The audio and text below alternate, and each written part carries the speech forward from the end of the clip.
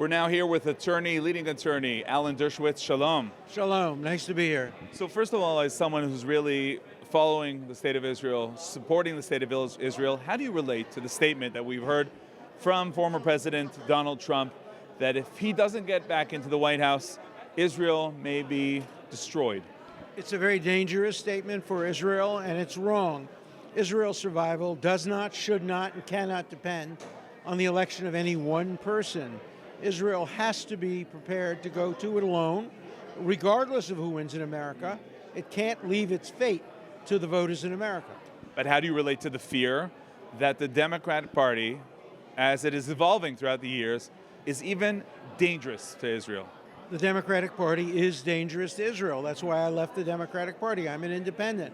I think that President Biden, who I'm friendly with, I've known him for years, should never have said what he said about the protesters, saying they have good points, and Tim Walz saying that they're well motivated, and Kamala Harris essentially praising them. The protesters have no good points and do not deserve to be praised. They're calling for the end of Israel, and we have to resist it. So where is this coming from? Is it coming from, something people like to say it's for political reasons so they don't lose votes? Or maybe we have to say that there's a problem, there's misconceptions, there's total different agendas, there's maybe anti-Semitism, anti-Israel agenda? Both. There's short-term for political purposes, but long-term, the Hitler Youth, and that's what they are. They're like the 1930s kids who are blocking Jewish students from going to school.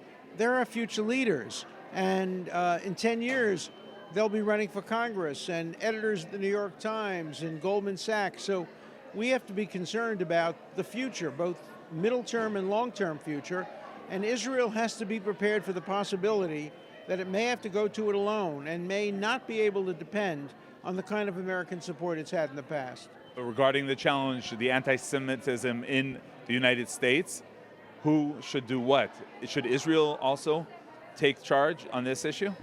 Everybody has to take responsibility for the growing anti-Semitism around the world, as manifested by the United Nations, as manifested in Great Britain, in Canada, in New Zealand, all of whom did not vote against that one-sided, horrible UN resolution that basically denies Israel the right to defend itself. There is growing anti-Semitism disguised as anti-Zionism in the world today. It starts at universities, but it's permeating the culture. Is there anything that we could do? Or maybe we should just say, that's the world, this has been for generations, and we have to secure ourselves, and we have to defend ourselves, but there's really nothing to do against anti-Semitism. No, we should fight anti-Semitism at the same time that we should prepare to go to it alone. We should do both, or we can't give up.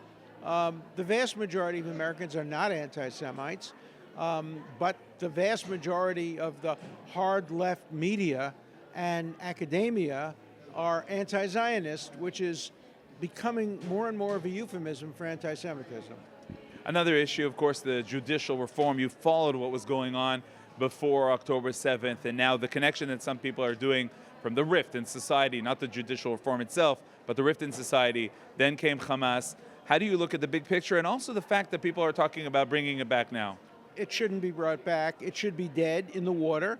There is room for judicial reform. Academics should debate it. It shouldn't be a street issue. Israelis should unite around as much as they can in support of the hostages and in support of defeating Hamas. Priorities are essential, and judicial reform is like 13th on a scale of 10. Some say, you've spoken with people like Knesset member Rotman, that you cannot do any changes in the way the judicial system works in Israel today.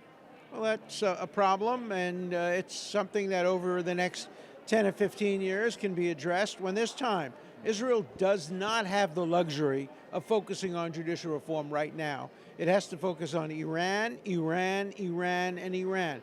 They are responsible for all the problems in the Middle East, and we can't allow Bibi derangement syndrome, the hatred of Netanyahu, much of which is irrational, to divide Israelis.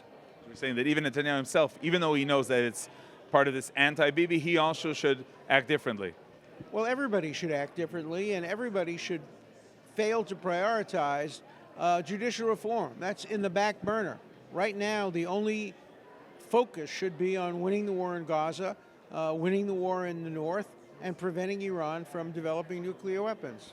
And with something that is connected to the war itself, there is the big fear, of course, of The Hague, of what's going to happen. About The Hague.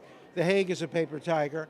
They can't do anything. They won't do anything. They're immoral. They're illegal. They're acting in violation of their own charter, and we have to fight them. But we will win that battle. And it's not just The Hague. It's the United Nations. It's the American pressure. It's the world pressure.